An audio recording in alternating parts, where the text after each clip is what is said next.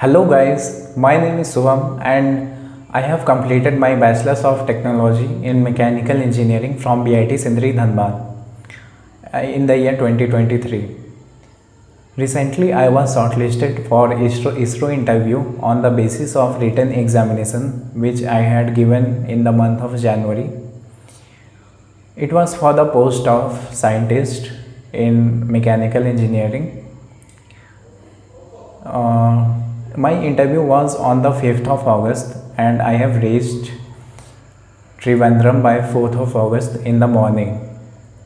I went to Trivandrum by flight and after reaching the airport I took an auto from there and I told him to head me towards VSSC center. So my idea was to get some hotel nearby that VSSC center so that I would not be in any hurry on the day of interview. So luckily I got a hotel just 2 kilometers before the VSSC center, and the hotel room and the staff members were very cooperative. Hotel room was also very clean and tidy, and it was very affordable price. Later on the day of interview, the reporting time was 8 a.m. and I booked an auto by 7:15 a.m. and I reached the center by 7:30. In 15, it was a 15 minutes distance of 2 kilometers. So I went there by the auto, and they allowed entry at 8 a.m. We had to wait outside the gate, and we were entered through ATF gate. That is actually the gate of ATF guest house. After entering the security gate, we were seated in a security room near the gate, and there we have to deposit our bag and our mobile phones there, and we have to only carry the documents to the guest house. So one of the person came and took us to the guest house, and we went there by we are carrying our document file in our hand. Then we went inside the guest house, and where DV and interview were going to take place. The document verification process was very smooth, and for those who there were many queries regarding NOC. So regarding NOC, I want to clearly tell you that they are not going to allow you to give interview without NOC. And although suppose that if your PSU or government company is not giving NOC, then you have to get an intimation letter from them that they cannot give NOC to the candidate, although they are allowing you to appear for the ISRO interview. So either you have to bring NOC with you, or either the intimation letter. So one of these two things you have to bring. After that, the document verification was carried out smoothly, and it was completed around 9:30 a.m. Then from 9:30 a.m. the interviews started serial number wise, like in other PSU interviews. Their first come first serve basis is there, like those who come first, their and their document verification is completed first, their interview is being conducted earlier. But here it is not the case. Here all the candidates document verification are completed within a stipulated time, and later after from 9:30 the interview is conducted. So after the document verification is finished, our interviews started, and it happened serial number wise, like serial number 1, 2, 3, then someone is absent, then 5, 6, like this way. My serial number was 8 out of 33 candidates whose interview was scheduled that day. But only 24 candidates were present on the day, and As my interview started, I went inside the interview hall, and there I saw one chairman was sitting in front of me, and five scientists on both sides.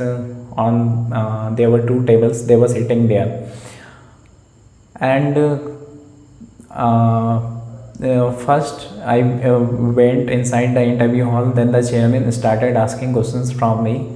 So he asked me like, okay Swam, tell me what are you doing currently.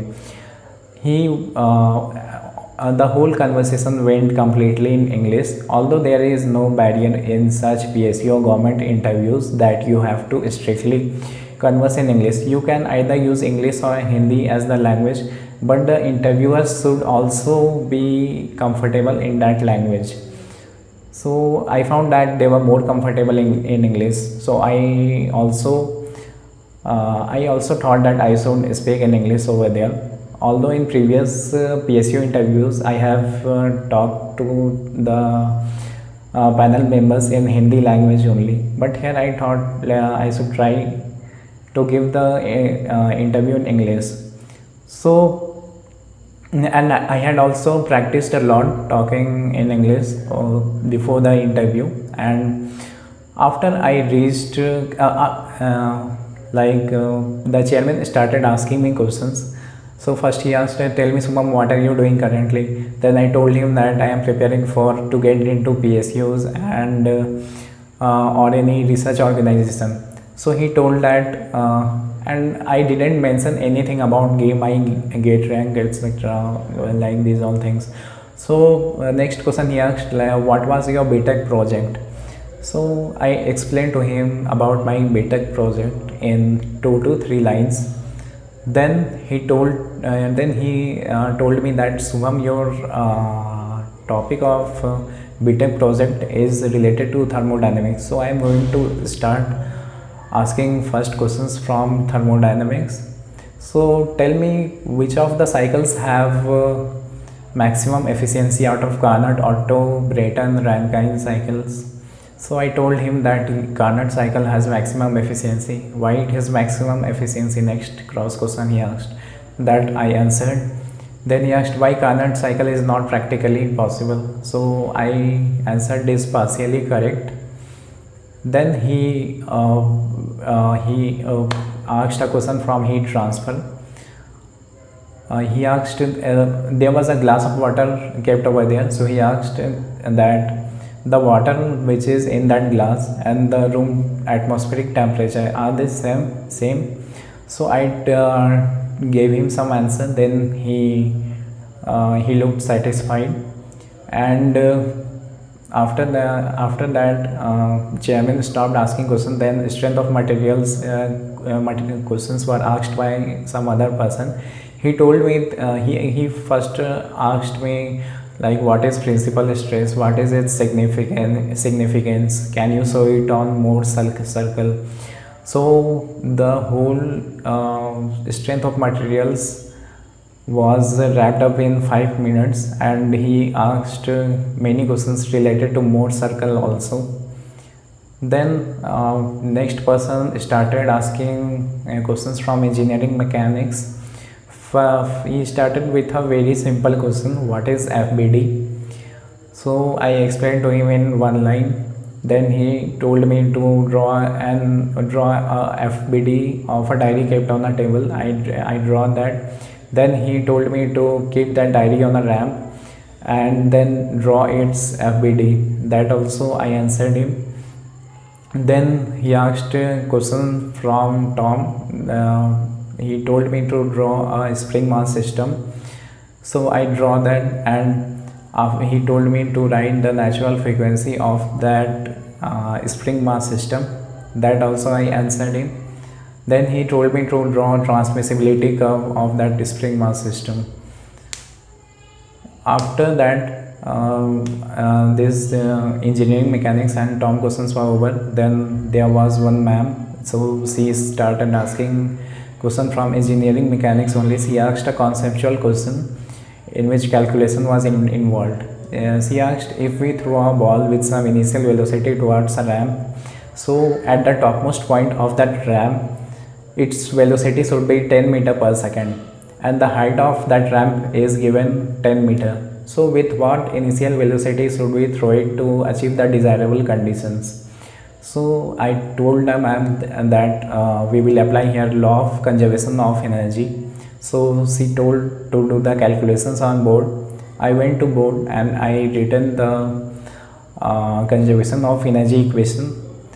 Then she told to stop because she got the concept there only. So later again the chairman started asking questions. He asked like, is stress a scalar, is stress a scalar or vector quantity? So I told him that it is a tensor quantity.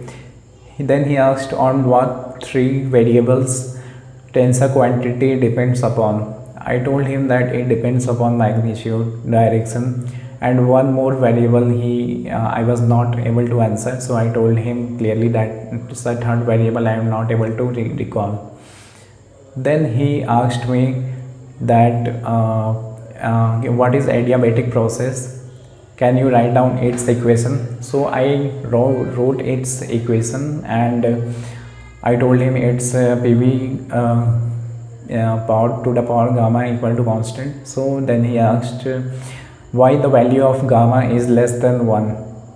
Well, can a value of gamma be less than 1? I told him that it cannot be less than 1 because Cp is always greater than Cv. Then he asked why Cp is greater than Cv. I told him that sorry sir, I am not able to recall at the moment.